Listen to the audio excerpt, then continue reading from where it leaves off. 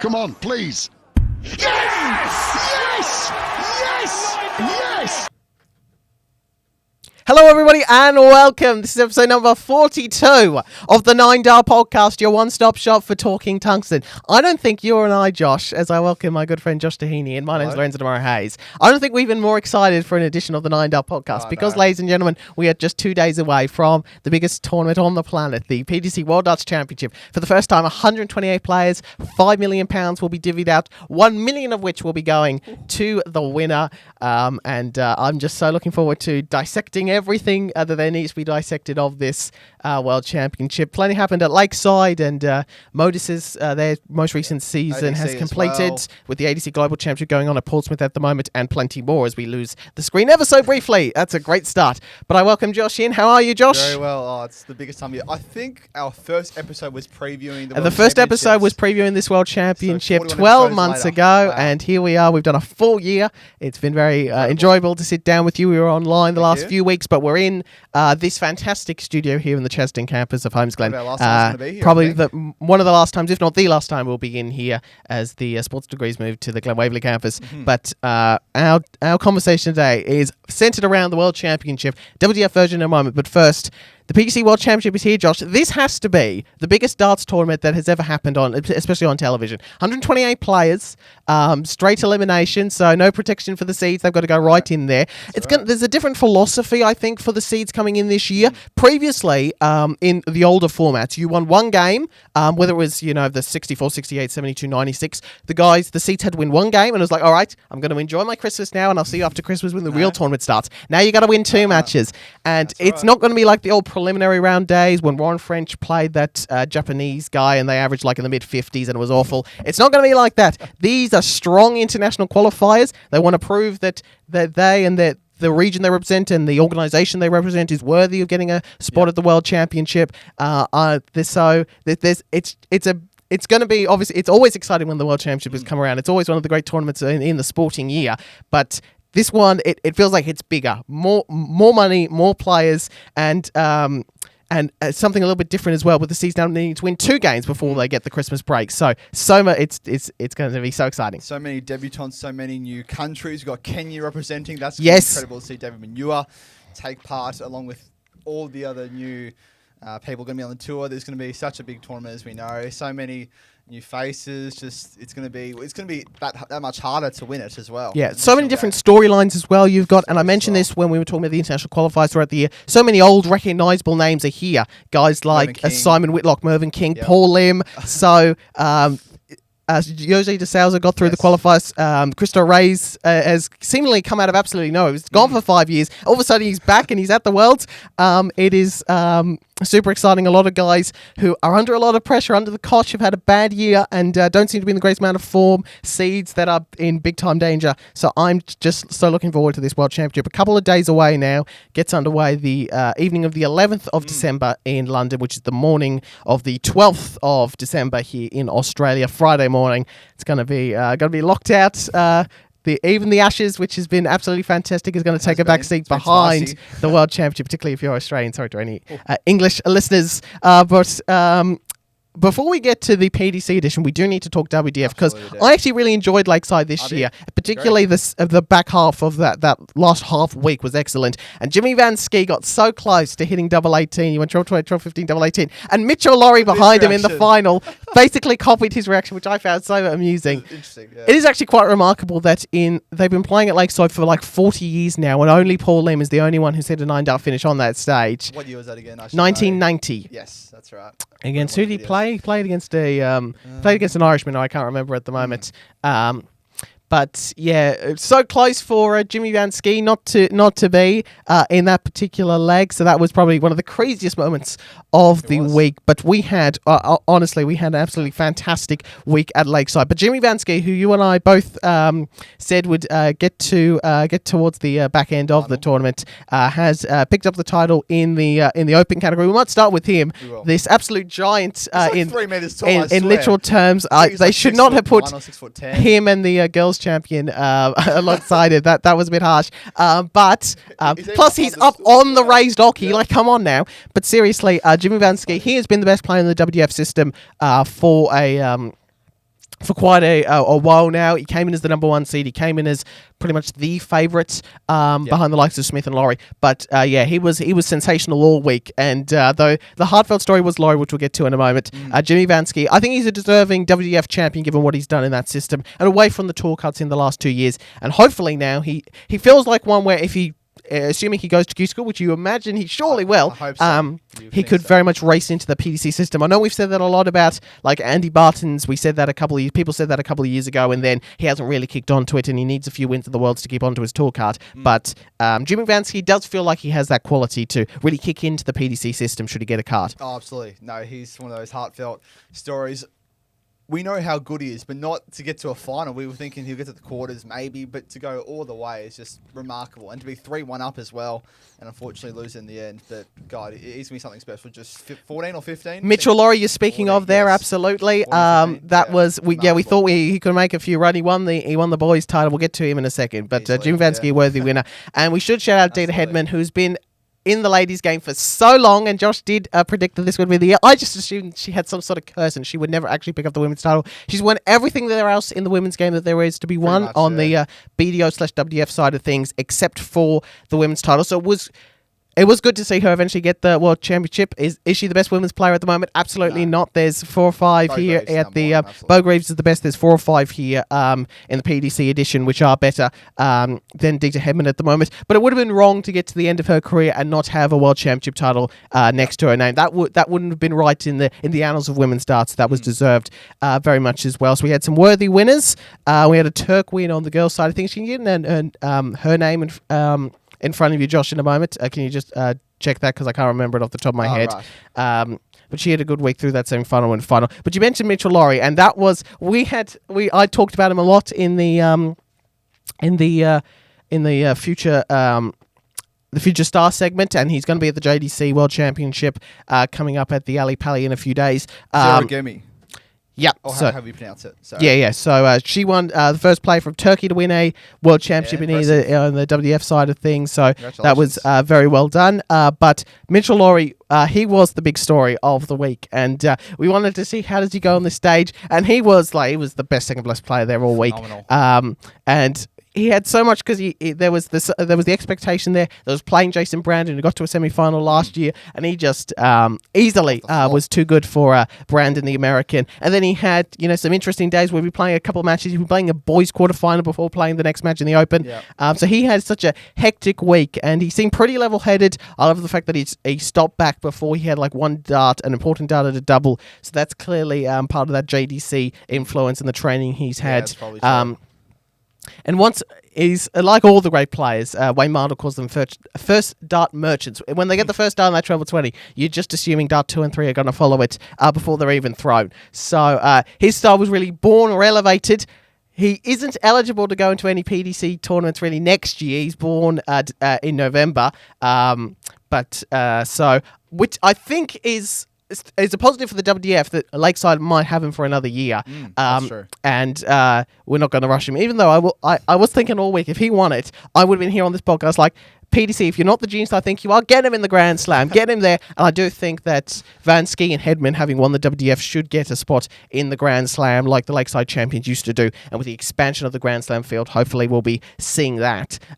So I think they should be given berths as a result. And Mitchell Lawrie would have technically been over 16 by the time the Grand Slam started. It'll be interesting to see if he could go to... maybe there's still a chance if he goes to the UK and Ireland qualifier, if it's placed at specifically the right time after his 16th birthday, he might be eligible to go there and try and get a wildcard international qualifier spot.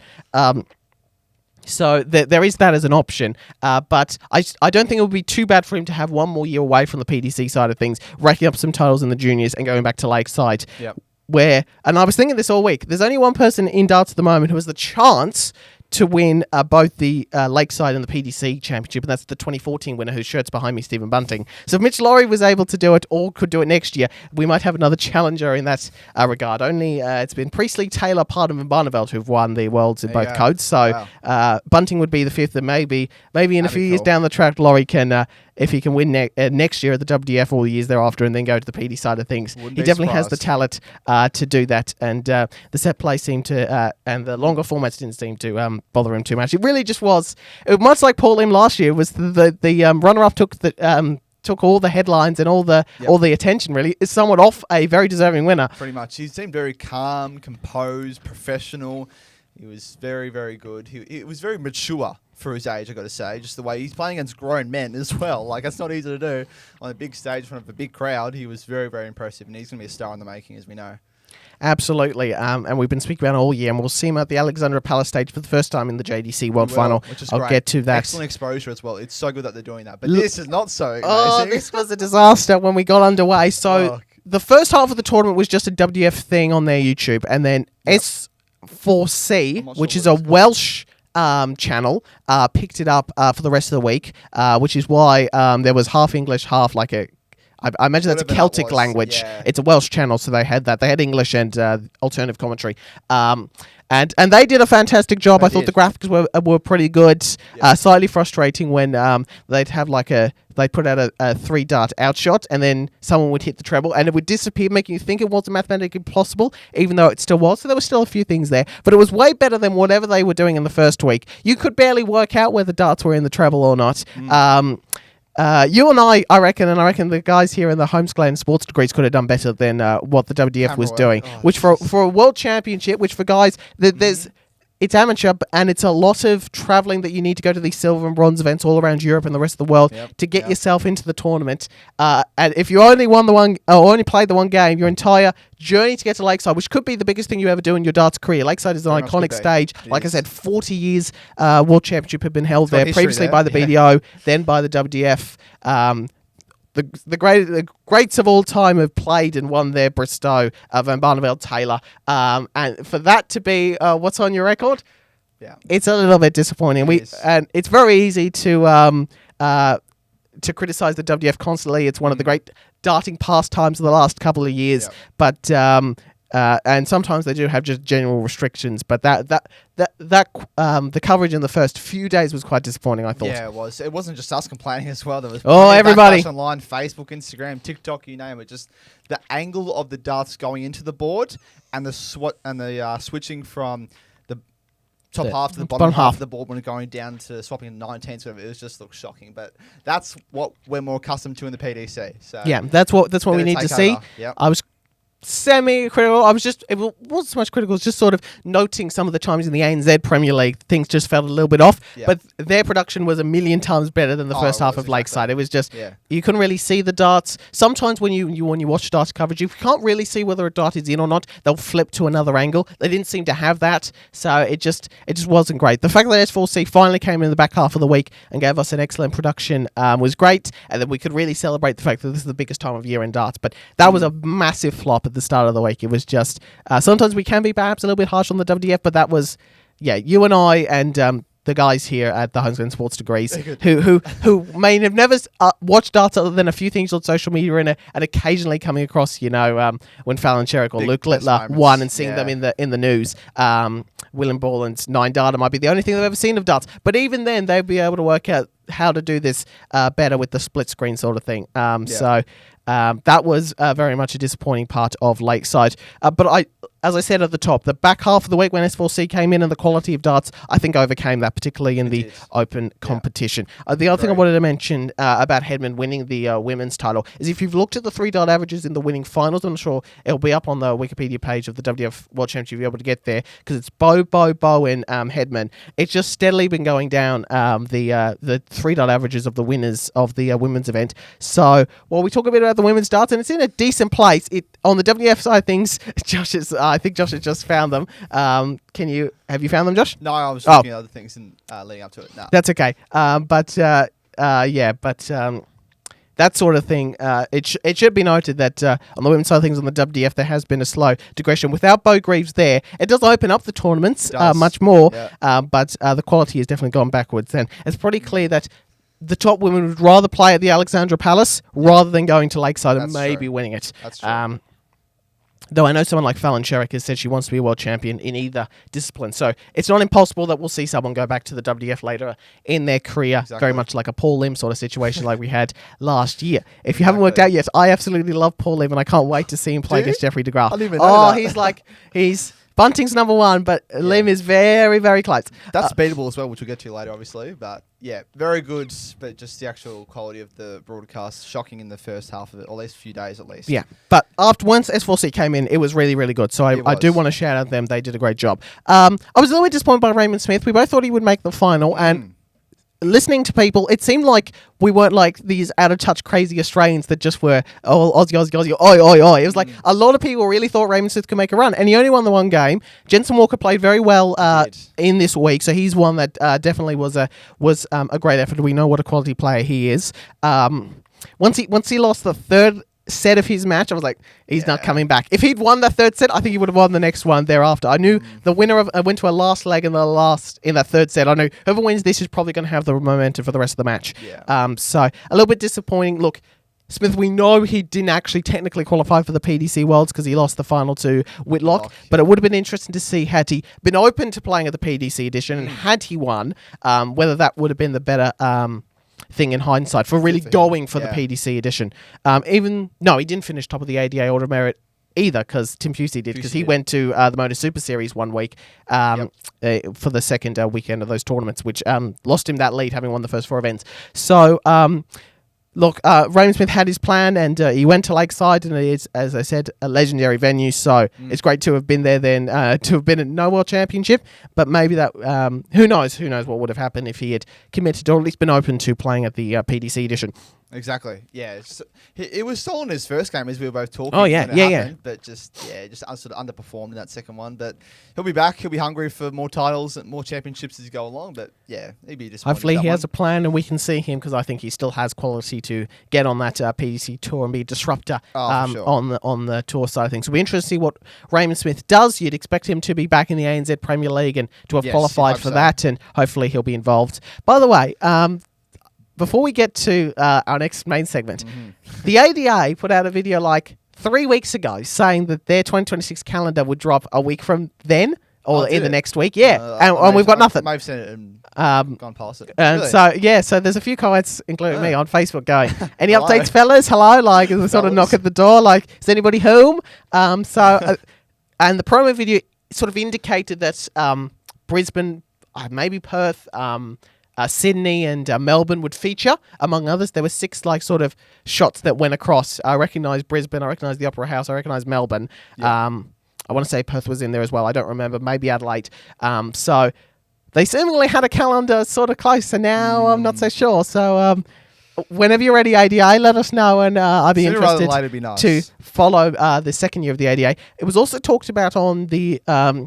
once again, this podcast gets mentioned, the Live Lounge by Phil Bars, that the DPA could be very much usurped by the ADA, and if it dropped off completely, there would need to be an extra spot given at the World Championship, and would be interested to see what they do, whether they keep that spot in Oceania. Remember the Oceanic Masters that Gordon Mathers won, they got him into the Worlds last year, wasn't held this year. It would be interesting to see.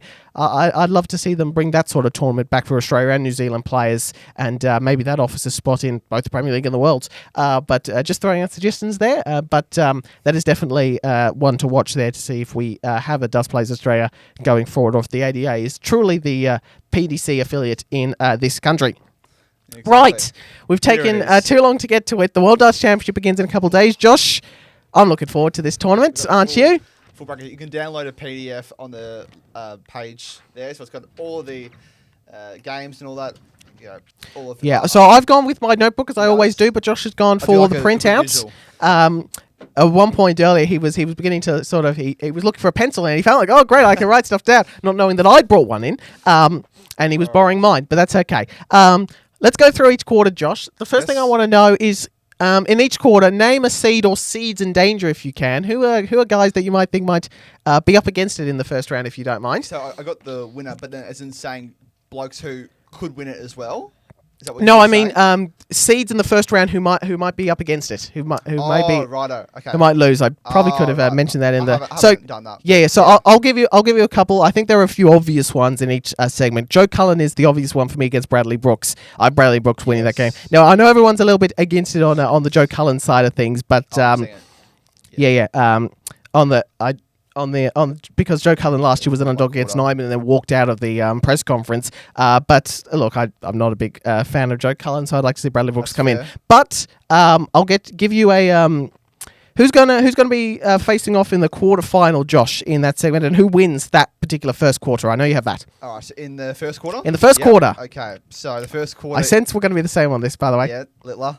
Yes. You're silly not to. And then he is going to face, where have I got it here? It'll be, I genuinely think that Chris Dobie. Okay, so they got the we've top split. Half, bottom half. We've split in the fourth round. I have Dobie Price playing each other, but I have Price winning that. So I've got Littler Price in that first quarter. I was to say, if it's not them, I think Header, Barney, Cross could all be contending, if you will, for it. I'm not certain about those guys, and we'll get to that when we get to the fantasy picks. I reckon there's someone else in this section that you haven't mentioned that I think can do a bit of damage. Rob Cross hasn't been the greatest form. We know Damon Header just hasn't produced on the television. Barney just doesn't seem like fully in the right committed headspace at the moment. I do feel like, though, it's hard to see anything other than Littler versus either Dobie or Price, to be fair. Ryan Joyce in that section, we know he's a quality player, but I've gone Littler Price, you've gone Littler Dobie. In the second quarter, I wanted to mention... I do want to mention Michael Smith and Dave Chisnell as seeds in danger, because Michael Smith, he's been hobbling around. I'm not sure if you've seen some of the footage of him practicing. Arm and stuff, arm problems, ankle problems. He is not in a great spot at the moment. And he plays the second match of the tournament against Lisa Ashton, which has slowly become more winnable for Ashton. Just look at that footage. And I think Dave Chisnell, whose action is awful at the moment and his form is nowhere. And against Fallon Sherrick, you never know. There's and the crowd will be definitely on Fallon's side. Oh, for sure. If Chisholm puts in a 95 over, she wins, but it doesn't seem likely that he will at the moment. So they're the two big seeds in danger. I'm just going to do that now because I know you've focused on who's going to take out the quarter, Josh. This is a wide open one. I could see a lot of guys making runs here, and to be honest, I have my two guys winning the quarter, but I wouldn't be surprised if the guys who I have losing in the fourth round made it to the quarterfinals. So who have you got? So second quarter, Schindler. He is in my fantasy side, and for good reason. We'll get to our fantasy picks later. So that's in that top half of the quarter. The bottom half, I have Johnny Clayton. Yes. He's also my fantasy team. He is definitely a hot favourite. They too will go off, and I think Schindler will win the quarter. I think he's just been in really good form. Obviously, he was really good in the World Cup. He's been making sort of deep runs in these majors. So we haven't really seen the Germans have threatened to do big things at tournaments. They haven't really done that because this is such a wide open.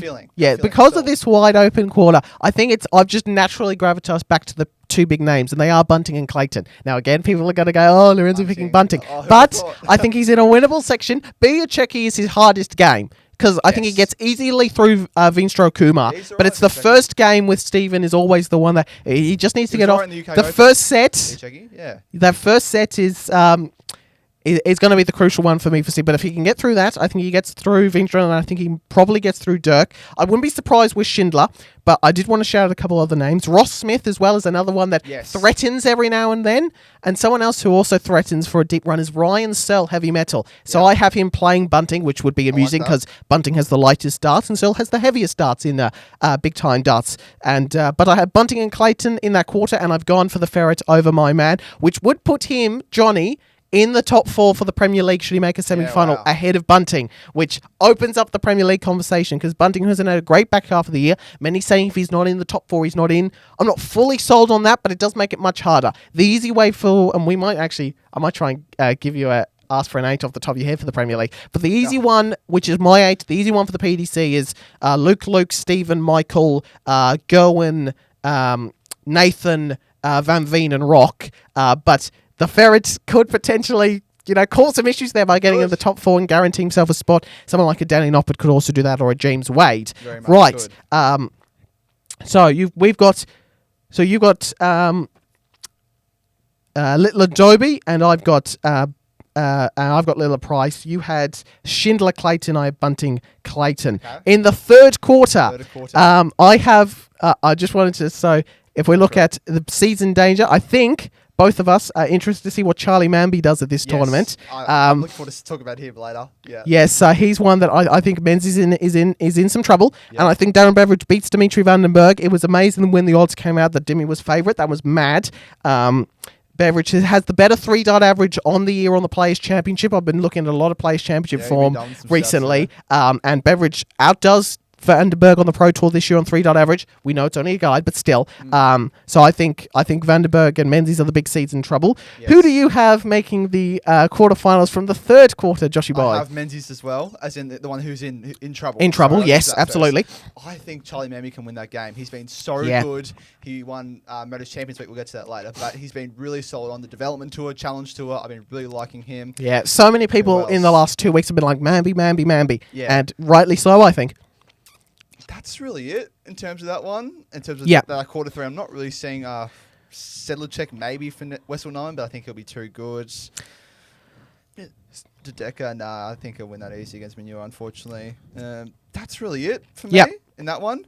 And sorry, who I'll be winning it. Who wins who's the quarterfinal? Yeah, so it'll be Humphreys and Wade. And Humphreys Wade. All right. I think Wade could go far. I do think he's sort of got a weaker part of the draw. He plays as a motto first, then he'll play either Ricky Evans or... See, the thing with me with... I don't know. I can't get past James Wade's World Championship form, which is the fact that he's lost a lot of semi-finals and he loses a lot early. And that's sort of where he lives.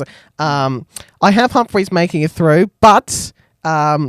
and I have actually Manby making the fourth round, but on the other side, and someone who I think beats Humphreys in the quarterfinal is Jan van Veen, securing a Premier League spot probably in the pace as well. Interesting. I've got Van Veen. I've been a big fan of him for a long time. I think he makes a great run all the way. So I've got...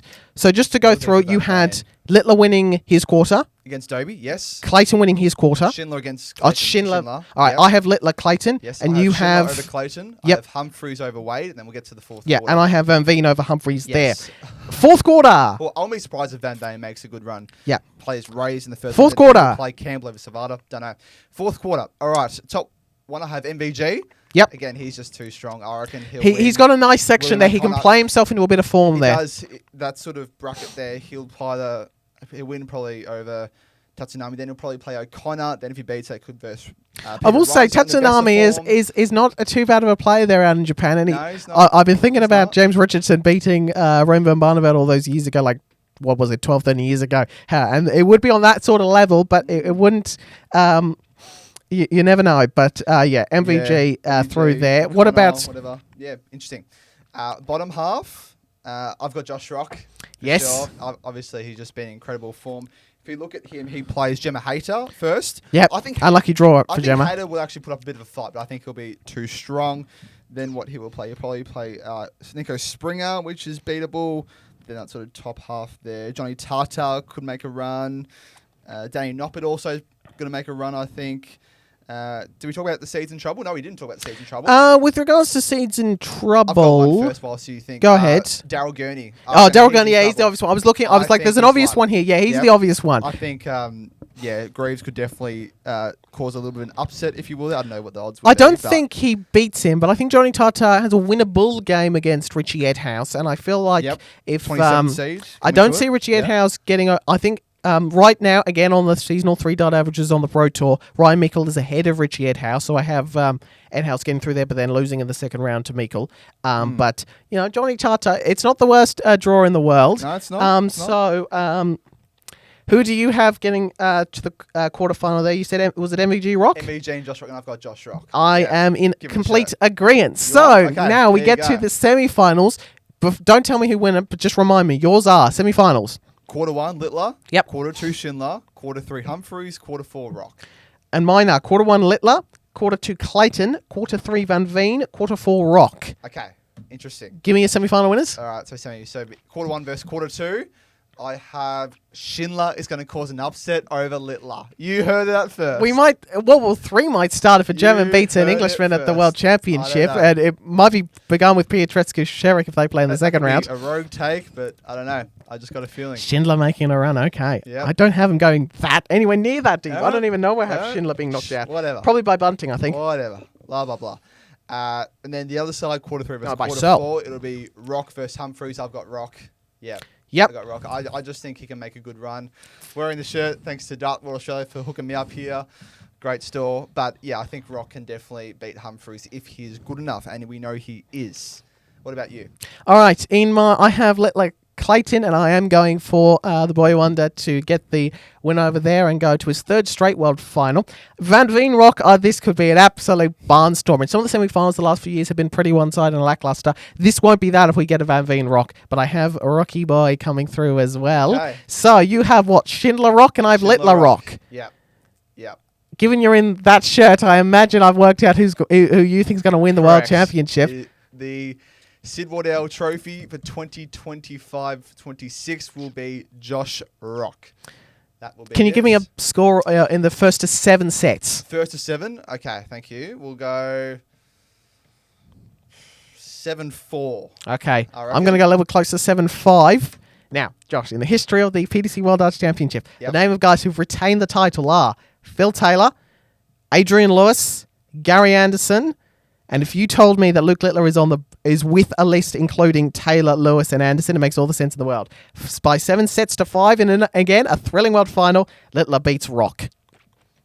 And I know it's obvious to go for the odds-on chance, but a lot of people seem to be steering away because of that history side of things. But I think the reality of the situation is Littler is too good in the early stages against guys where he's beatable, and then when he gets to the later stages, we know he just loves the long format. So, so I have Luke Littler defending his world title. As I said, he would win it 12 months ago, of course, and to beat Josh Rock. Okay. Last year, I had Gary Anderson making all the way to the final, and I think he lost in his first game. So, look, well, we will see. We can say all this, but it's such an open draw. 128 players. It's just... It can all happen. Now, should we go through... I do like the fact that neither of us have gone the obvious Luke option. I like that we've been bold enough in that regard. And I have Humphries going out in the last 8 to Hyun. Should we talk about Dark Horse, Biggest Surprise, Yes. Rising Star, etc.?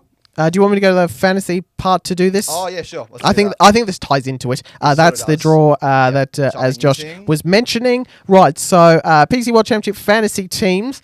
I was thinking that I might even want to change one of mine, maybe, but just one selection, having looked at the draw again. But World Darts Championship, when I was doing the fantasy thing, Josh did it. He sent me the thing, and I went, all right, fine, fair enough.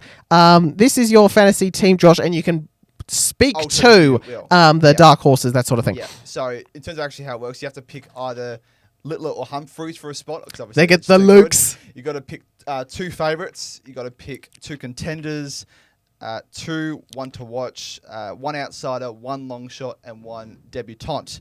So I've gone Littler, and then favourites Clayton, Rock, Nyman. I've sort of mentioned that earlier. Schindler, as I mentioned, Bully Boy. I think we both have that one. This is a 1 to watch category. Greaves as well. Luke Woodhouse could be a little outsider, I like. Whitlock coming off the inaugural ANZ Premier League, 1 against Raymond Smith. I think he'll have a bit of energy, bit of bounce in him. And then Charlie Manby, which we'll go into a bit later. He is one that I really think is a big long shot as well, a debutant to watch for sure. Absolutely. On my team, I've also gone with you with the Lukes, and I've given it to the captain because I think he wins the tournament. Van Veen and Rock as semi-finalists. I've got there as vice-captains. Smith and Searle to actually make contender runs. Springer and Greaves get the 1 to watch. I'm not so sure about Springer now that he has to go against Rock. Woodhouse an outsider, and the long shot is Stefan Belmont, and this is the one that might surprise people. Manby also a debutant, but I love the way he played at the Grand Slam. I even making all the way to play Littler in the 4th round, the last 16. So I have him beating Barney, beating Heta, because I just don't trust him at the moment, beating maybe Mervyn King, who goes on a little bit of a run before he gets to Luke Littler in the 4th round. But I think Stefan Belmont, a bit like Ryan Joyce last year, could be, he probably wouldn't beat Littler, but could make a little run in the tournament and then, put up a half-decent fight. Charlie Manby is also my debutant. So Stefan Belmont here is probably one of my dark horses, is one that I think could really be one that would potentially make a run that might seem a surprise to quite a few people. But I like what I've seen from Stefan Belmont. He will either make the 4th round or he'll lose to Barney in his first game. One or the other. Probably. I don't think there will be there'll be a middle ground there. Yeah. Should we go through the sort of dark horse you can sort of thing? Mine's Bo Greaves. She plays in that bottom half of the quarter 4, takes on Gurney in round 1. Her game is at a level where she can beat him. Yeah, I 100%. Think that. Sure, he played well against for Northern Ireland in the World Cup, but he was sort of the more supporting role, wasn't really to the more Josh Rock, dominant 100%. role. Yeah, and then she'd likely play Callan Ritz in round 2 again. I think that's I think she gets to play. I think it's Rocky in the third round. But then she hits a tough matchup, which would be against Rock or Springer in round 3. But it's an interesting path. In all likelihood, Rock or Springer, that is. Yeah, in all likelihood. Don't assume anything in darts, Josh. That's the one big golden rule. But if she can get past that first hurdle, you don't know. Exactly. I got some honourable ones as well. Whitlock, the top half of quarter 4, obviously fresh off the victory. Scott in round 1, that'll be an interesting matchup. I think he could win that for sure. A lot of people keep talking about Connor Scott as one who could potentially go deep. I just don't see it. I don't think he's in the form that he was 12 months ago. Okay. So I think he beats Simon, but I don't see him really. It's why I'm not really I'm not quite as on board as some other people with. Well, I was going to say if someone beats Scott, he'll play Anderson in the second round, presumably. Yep. So that would be a tough matchup. But Anderson's been hot and cold. He's not in his vintage form at the moment, but you never know. What about yours? What are your dark horse honourable mentions? Dark horse, Stefan Belmont to potentially go on a bit of a run. Who could be a bit of a surprise? Probably Ryan Searle would be one as an honourable mention, a big surprise. Charlie Manby as one of those rising stars that really emerges to the wider public in this particular tournament. Ross Smith as well as a little bit of a dark horse as well as someone who could potentially go on a bit of a run there. So there's a few honourable mentions in there, but Stefan Belmont's probably the main dark horse for me if he can get past Barney in the first round. And now, the more I keep talking about him, the more I'm slightly worried that Barney's going to wind back the clock, so to speak, on the Ali Pally stage. But I do really believe that Belmont could get a few wins at this particular tournament. The Swiss fella. My biggest surprise, I don't know if you could frame it as a big surprise, but Ross Smith is that guy. Yeah. Sure, that's up there, yep. Same thing to what you said. But I've got a rising star, and that's Charlie Manby as well. Yep. I've talked about this guy earlier. Plays Menzies in round 1. As I said, that's definitely beatable. Menzies can be really floppy. We've sort of seen that on the stage. He can average like 70, but then he can average like 95 in one game. So, again, he's a bit up and down. He'd most likely play Matt Campbell in round 2, if that was the case. Again, I'm hearing a little bit, particularly from Phil Bars, who keeps talking about how he thinks Matt Campbell, it could be, if he puts in a bit more effort, could be a guy who could be a top 32 player. I don't see it at all, to be honest. So, yeah, I'm not fully trust of Matt Campbell at the present moment, to be completely honest with you, Josh. Neither. So, there you go. So, he could get to round 2, but then he'd play James Wade. Yeah. Again, to my viewpoint. Yeah. Yeah. Honourable dark horse mentions, Brooks and Crabtree. Those are guys that I've always Crabtree liked. as well, I wanted to mention as well. You were never really a fan of him up until about a month ago. No, until the Grand Slam, when all of a sudden I was like, oh, okay, yes, yeah. No. I see what people were talking about. So, yeah, I've always been like him on the dev tour, so him and Brooks are definitely one of those ones. Could make a big it wasn't run. like I was completely against it. It was just I wasn't really sure 100% what to make of him. Yeah, fair. I can see where some of this hype is, no doubt. Good. So I think that's about it, isn't it? In terms of what we've been just about. Anything else? But the main summary of it all, you have Josh Rock to win his first ranking major title as the world, which is what Adrian Lewis did, and I have Littler to become the 4th ever person to defend the PDC Worlds. Very doable. He'd be hot favourite for that for sure. Either way, if one of those things happen, there's a bit of history being made one way or the other. Brilliant stuff. There are, I should also mention, 6 Australian and New Zealanders at this tournament. Did you have the timestamps? I do. So for when they play our time? So 12 December, 10:30 p.m. Puha will play. 13 December. Zonneveld? He plays Zonneveld? I just put the... you just put the name. That's fine. I can find them if you want, but I think it's Zonneveld. Yeah, that'd be good if you can. Whilst you get that, the next morning, 13 December, 8 a.m. Heta. It is. Who does Heta play, sorry? Heta play Steve Lennon. Thank you. So not the easiest of matches. But I think Lennon can give him a match. Should win. But again... That means for David Hedder that he's probably going to miss a few doubles and it's all going to get a bit edgy. But yes, that happens then. Yes. 14 December, 10:30 p.m. Tata plays... Tata plays Richie Edhouse. Thank you. 16 December, 8 a.m. Whitlock plays... Connor Scutts. I remember that one. 17 December, 8 a.m. Joey Kamito. He plays... I think it's Nico Springer. Yes. Nico Springer. I can't believe that you're shouting out names at me, and I've memorized this draw over the last 2 weeks pretty much. I should have it written down. Anyway, and then 10 December, the Magnet Tim Pusey, 8 a.m. He plays... Sorry, I really should have done this earlier. I just got it straight away. This one again. It was. I didn't have him winning it, but it was winner Buller. Pusey, where is he? I'll find it in a moment. Sorry, I should have done that. Tim QC. Was he towards I can't remember what section of the drawer he's in. Where are you, Tim? Of course, won't be using that nickname, as we know. Game's gone. I can't remember who he plays. He plays a fine darts player, and I don't think he wins. That was my take on King Barry. That's right, King Barry. Okay. Never know. So would play Schindler in the second round should they both win. Okay. So those are the Aussies and New Zealand's players that are in action. Best of luck to all of them. We'll be cheering on them even more so than I'll be cheering for Stephen and Paul and Littler and Rocky and Van Veen probably a bit more, but other than those, and Bo as well. And when I think about it, I'd love to see Stephen Belmont go on a run in Manby. I'd love to see Charlie Manby go on a run for sure.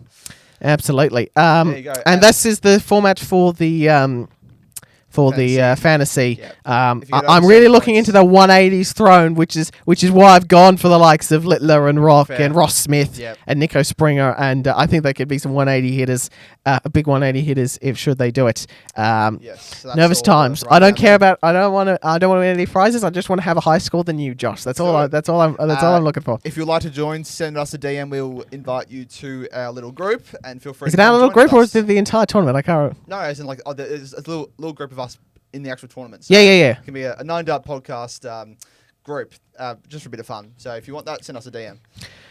Future Star, JDC. Well, Josh will get you set up with that sort of things. I'll be working on other things throughout the day with regards to this podcast. JDC World Darts Championship final. Kea Basal will play Mitch Lawrie, an Englishman against the Scots, I believe, after they made the run, won their semi-finals in Gibraltar. Reasonable good week for the JDC. Matt Edgar was talking on the Mission Darts podcast how we're seeing a bit of carry on a little bit from some of the players. But there's potentially just a few things that need to be kept an eye on that side of thing. And Edgar has done a lot of teaching and coaching sort of things, so he's one who knows. But on the positives, Basel and Lawrie, they'll play. I can't remember exactly when it was, but it's in a few days' time on the Alexandra Palace stage. So we're going to see Mitchell Lawrie there. I don't think we'll be the last to see Mitchell Lawrie inside the four walls of the Ali Pali. But best of luck to those two as they compete for the JDC World Championship. You think Mitchell Lawrie would go off as a good favourite there, given the week he's had in the year. He has had. Big news on the PDC side of things for the World Championship. Paddy Power extends their deal to 2031. They've been great the last few years. The stage looks great. The promotion stuff on social media and the bigger 180 campaign for Prostate Cancer UK and getting the £60,000 to the charity, the player, and to a random fan in the crowd last year was excellent. That was really good. Speaking of which, I did want to ask you, this is a question without notice, how many 9-dart finishes will we have in this year's World Championship? I think the record all time is 3. How many do we have last year? We had Damo and we had Kist. We had those two. That's right. I think Littler also missed a dart. Heta missed one in his first match. I'm sure we had a few missed 7-8 darts in. Yeah. So the record is 3. The record is 3, biggest tournament ever. I've been leaning towards somewhere in either 3 or 4, I reckon. Let's go 3. You're going to go 3. I'll go 4 just to up it. But in addition, someone who might hit it. Who could hit it? Well, that's an obvious one. Hit It'll probably be somebody. The first one tournament is usually someone completely out of nowhere. It'll be someone Paul Lim hits a 9-dart finish. Oh, man. Just nuke the planet. The human experiment can end there. We will never get better than Paul Lim hitting a 9-dart finish at the World Championship. Could you imagine that? Rewind to when he wired remembering when he wired the double 12 against Gary Anderson. Look, in all seriousness, I'm going to go 3. You're going 3. I'm going 4.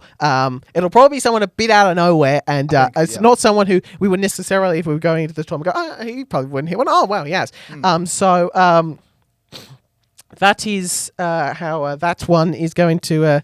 That's our prediction there. But Paddy Power sponsoring until 2031, and Josh, just to prove that dart is getting bigger. Finally, they are going to do it.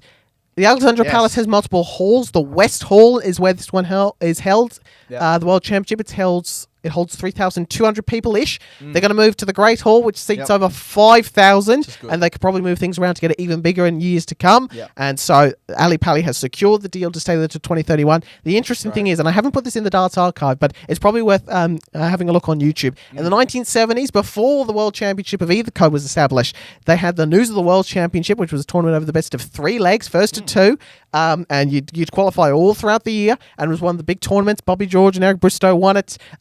Bristow used to sort of taunt Phil Taylor a little bit when he arrived just as the tournament fell away. And he's like, well, you weren't a true world champion until you won the News of the World. They brought it back one final year, 1997, and he actually beat Ian White in the final of that year. They haven't held it since, and the News of the World is a Murdoch paper that no longer exists.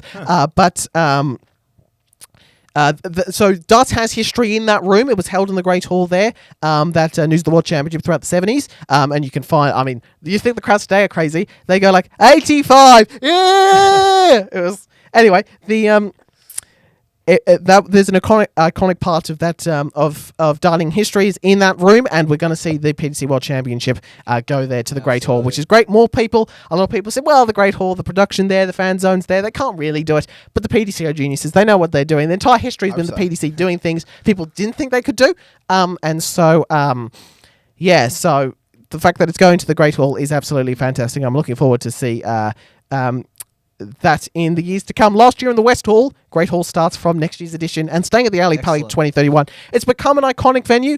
A PDC World Championship probably wouldn't necessarily lose anything if it moved, unlike the WDF version, which probably needs Lakeside more than the PDC need Alexandra Palace. But it's become an iconic venue, sitting there on top of the hill there, Muswell Hill, that you walk up there with snow falling there in London.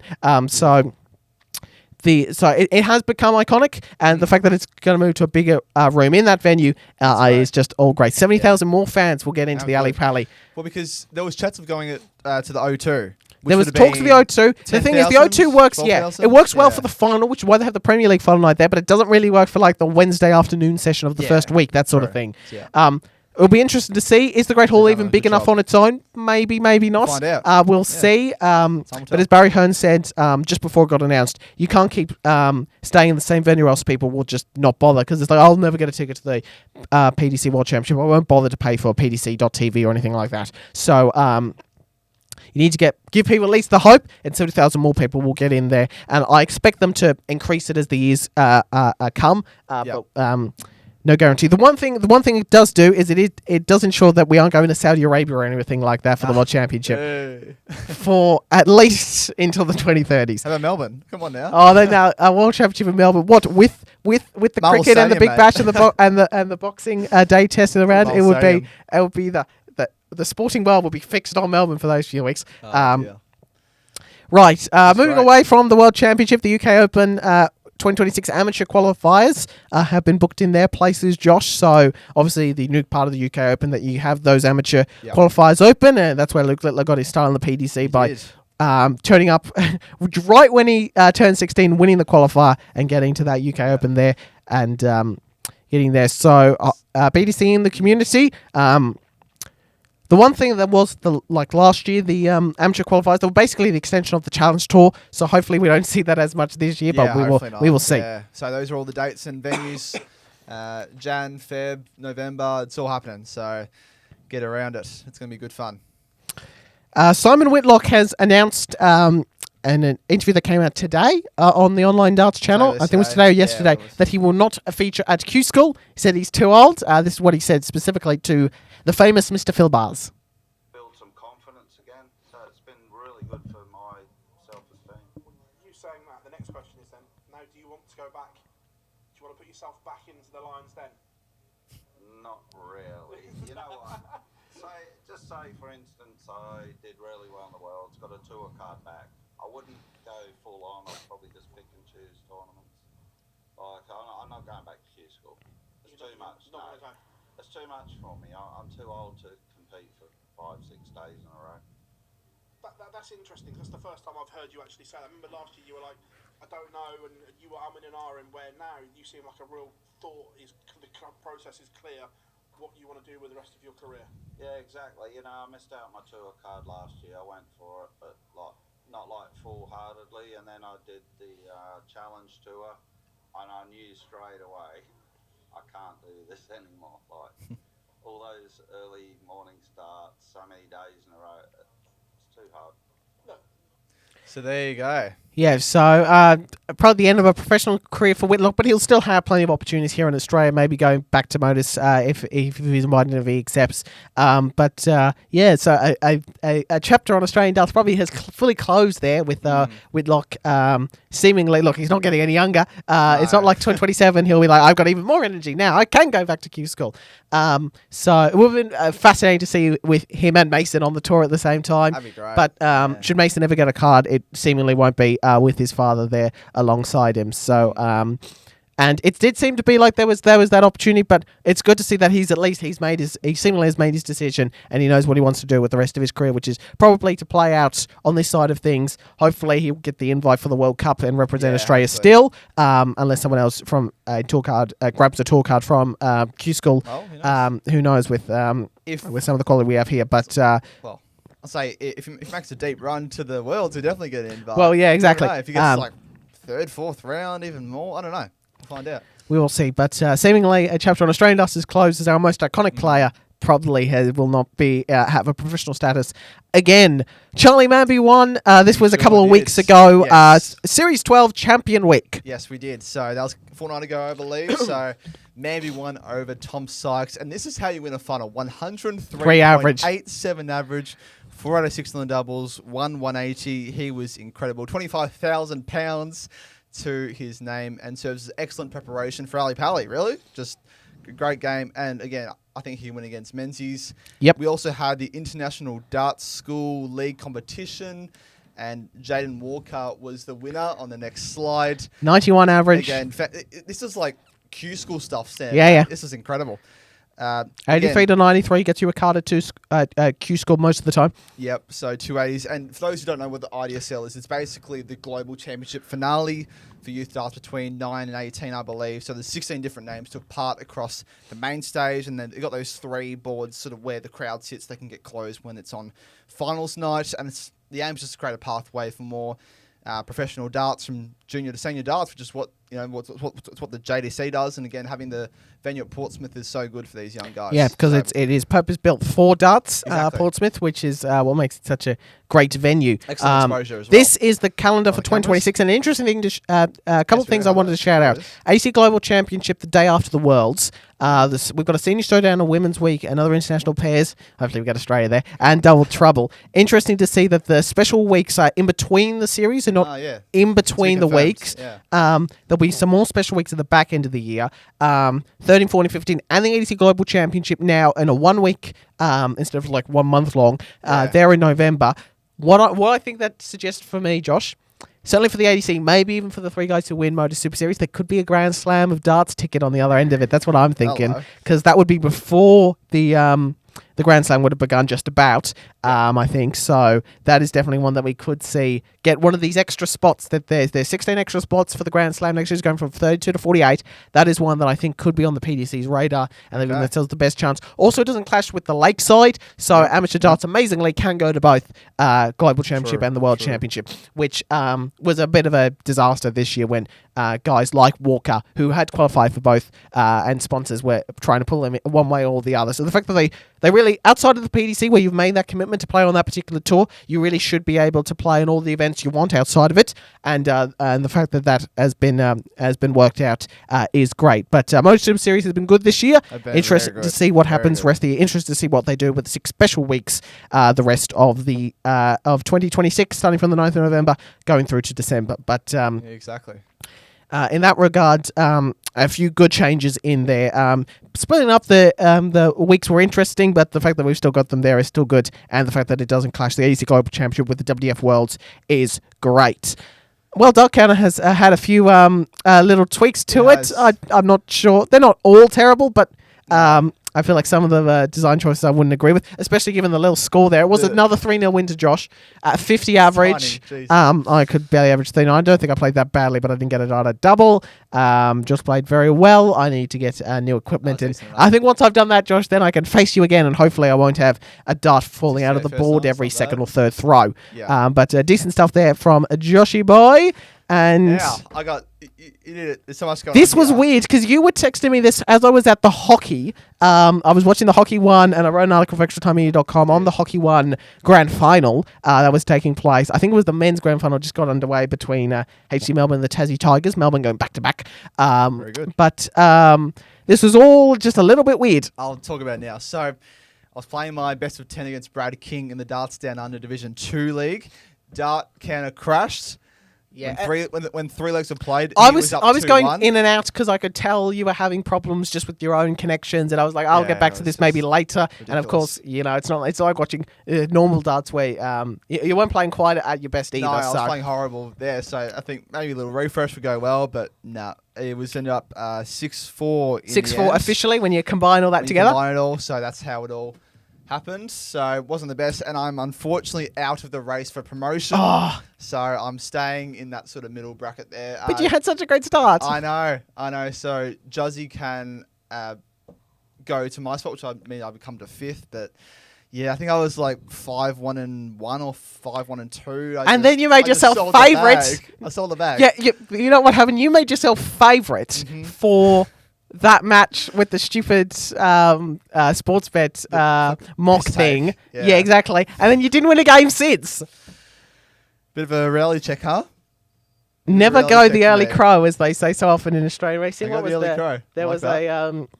I'm certain there was like a Latinized version that they worked out for that, but never go the early crow, Josh. Non-Cash X was one of the Latin ones that Ross Stevenson and Hamish McLaughlin used to do a horse racing show talked about, which is never cash out.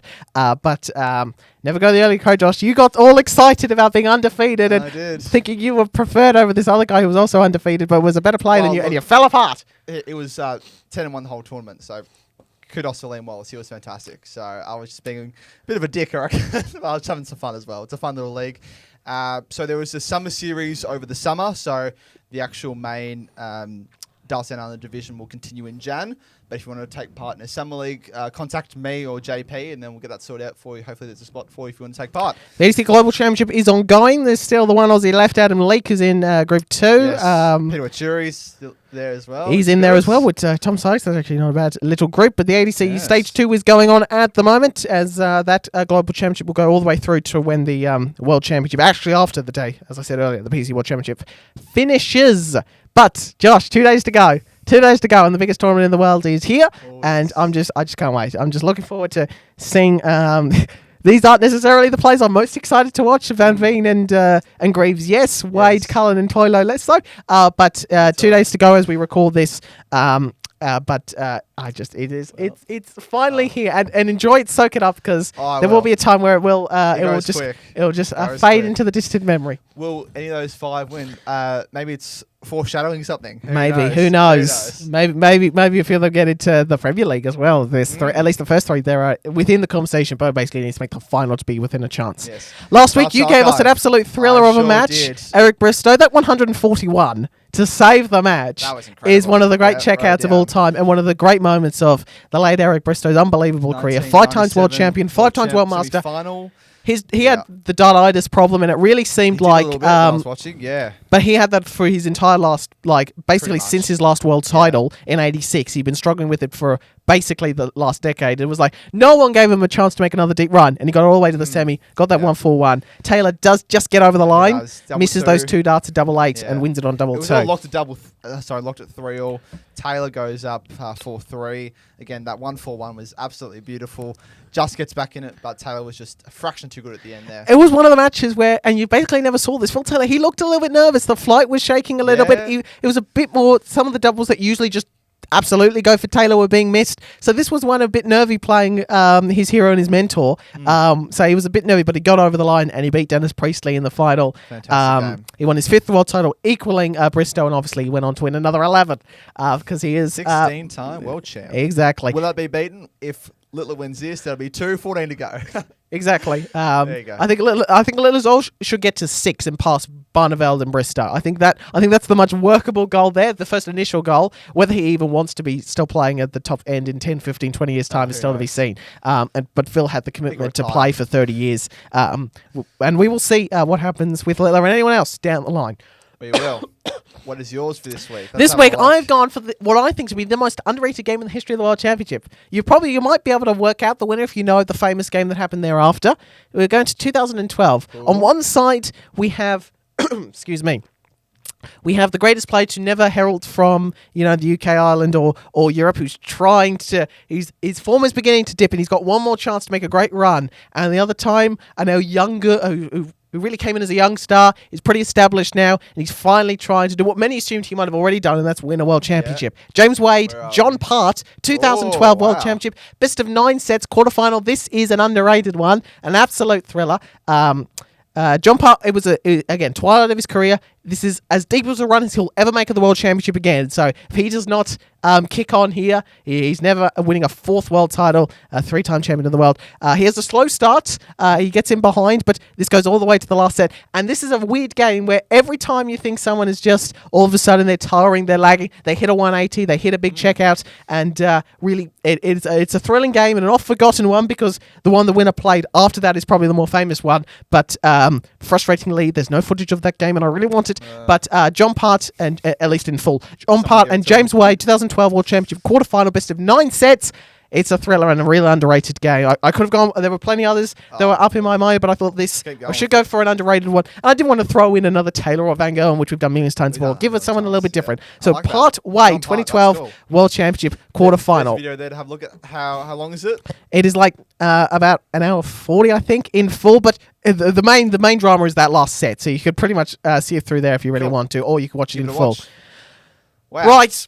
Oh my goodness me. What a show. What a show. What a preview. Thank you so much, Josh, for sitting down for me all year, really, and sitting down. I wanted to give a few shout-outs before we wrap up. Firstly, to the lecturers here at Homeschool, in particular, Simone Wern and Devon Scargetta, who've been the ones who've really maintained this room, have built it, and have made sure that everything runs smoothly in here, is well looked after. Big shout-out to you. I know as lecturers, you've got a lot going on with marking and other stuff, but really well done, and thanks for all you do at Homeschool. I want to shout out that if you do want a career in sport, the Homeschool sports degrees are the best you can get, pretty much.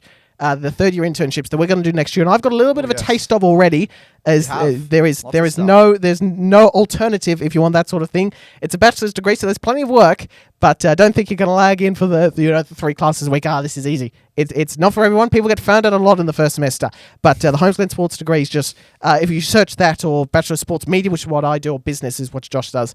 Both of those are absolutely fantastic, and the people you get to hear from and the lecturers here are fantastic. Absolutely. So if you want a career in sports media and you're in, particularly if you're in Melbourne, or you can also... we have quite a few professional players who have been taking this course, and we've got the study abroad program with UNLV as well. And so if you're thinking about a career in sports, you loved it all your life, but you weren't really that good of it as a player, maybe a career in media or business is for you. I want to thank all the listeners who have, especially those who are in what must be a very small camp of having listened to every single episode. Thank you so much for giving us an audience to talk to. And I want to shout out all the people in all of darts, the players, the commentators, the administrators, who really make sure we have stuff to talk about every week. Without you, we wouldn't have anything to talk about. I wanted to shout out John McDonald and George Noble, who will be doing their final World Championship. George Noble, the legendary referee, in my view, the best to ever do it, and easily the best 180 call. Ross Brady's the most iconic, but George Noble is my personal favourite. And Johnny Mack, who has just been so important to this sport. I feel like he's really elevated it by giving it that sort of boxing like sound to it, and really elevating the darts is really important and really big. So that is great. I did also want to mention it's the first tournament of the new Sky deal, so I'll be interested to see if they do anything else with graphics or alternative coverage. We probably won't really get that in Australia, but it will be interesting to see what happens of that. But thank you so much for listening all year, and we'll be back probably sometime in the new year, I'd imagine. I was going to say, we haven't done our top.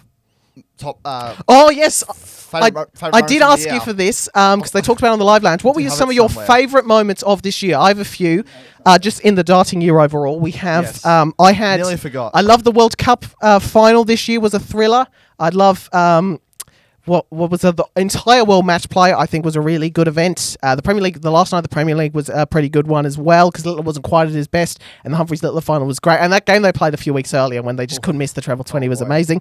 I do think, and again, I'm very biased, but I do think Stephen Bunting winning in Berlin after losing basically the last 2 months was actually pretty special and one of the best moments. Paul Lim making the PDC World Championship and me following that during the Adelaide Hawthorn semi-final in the AFL. Yep. That was a fun moment as well. True. And Simon Whitlock winning the ANZ Premier League, and us going, of course, to see Johnny Tartar beat Smith in the opening night of the ANZ Premier League was some of my favourite moments. And speaking to Owen Binks, who I also wanted to shout out, thank you so much, Binksy.